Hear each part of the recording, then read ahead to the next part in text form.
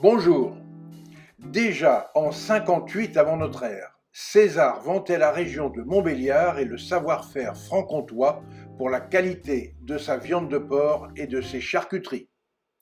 Au XIVe siècle, la Montbéliarde se nomme andouille ou andouillette. Elle est composée d'un mélange de maigre et de gras de porc, assaisonné d'ail et de carvi, puis elle est longuement fumée au feu de bois de résineux, notamment le sapin et l'épicéa, dans une cheminée dite en thuyer, qui est une imposante hotte construite en planches de bois qui s'élève de 12 à 15 mètres de hauteur au-dessus du foyer, et c'est dans ce type de cheminée que sont suspendues les viandes afin d'être séchées et fumées.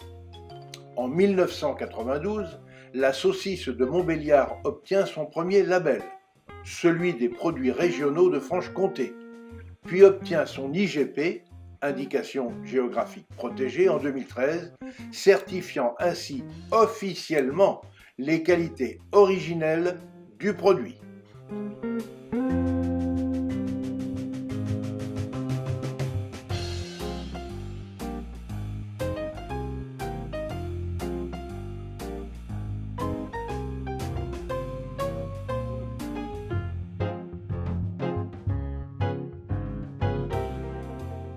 Pour commencer la recette, j'ai tout d'abord rincé et égoutté les lentilles.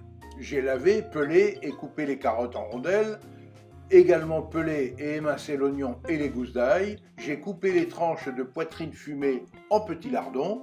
Puis dans une cocotte, j'ai mis la graisse de canard pour y faire dorer l'oignon, l'ail, les rondelles de carottes et le lard.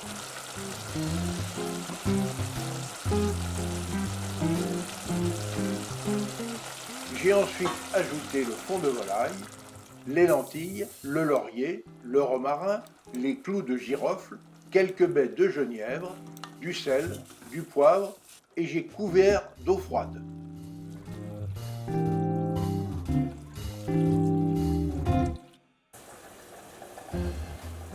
Dès que l'ébullition fut atteinte, j'ai mis un couvercle et j'ai baissé le feu pour une cuisson d'une quinzaine de minutes.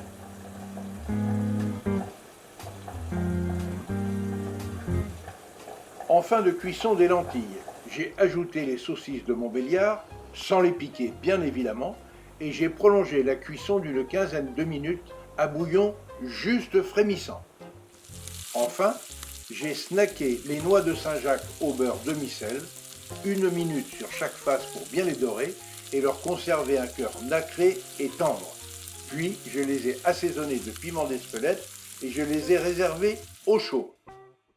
Il a suffi alors de dresser sur un plat chaud un lit de lentilles surmonté des noix de Saint-Jacques, elles-mêmes entourées de rondelles de saucisses de Montbéliard, puis de passer à table sans tarder pour déguster aussitôt.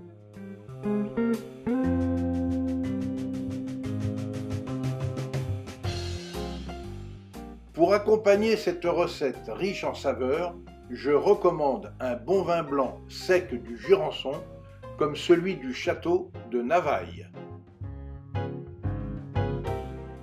Enfin, et n'oubliez pas, pour suivre facilement mes recettes et nos reportages, abonnez-vous à notre chaîne Escapades et Découvertes TV, c'est gratuit. Et surtout, obligez-vous à faire travailler les producteurs locaux de vos régions. Vous participerez ainsi à la sauvegarde des artisans du goût français.